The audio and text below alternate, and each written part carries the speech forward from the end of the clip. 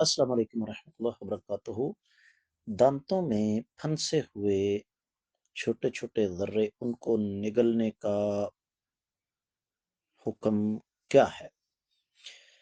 گزارش یہ ہے کہ اللہ کے رسول صلی اللہ علیہ وآلہ وسلم کا فرمان ہے، الحلال بین والحرام بین، حلال چیزیں بھی واضح ہیں اور حرام چیزیں بھی واضح ہیں، وبینہما امور مشتبہات، درمیان میں کچھ ایسی چیزیں ہیں جو شک و شبہ میں ڈالنے والی ہیں،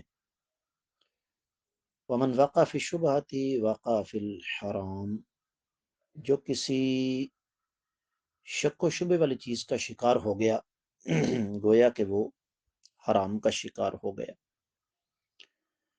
تو گزارش یہ ہے کہ آپ کو شبہ ہے تو آپ نے یہ سوال کیا نا، لہذا بہتر یہ ہے کہ ان ذروں کو باہر تھوک دیا جائے۔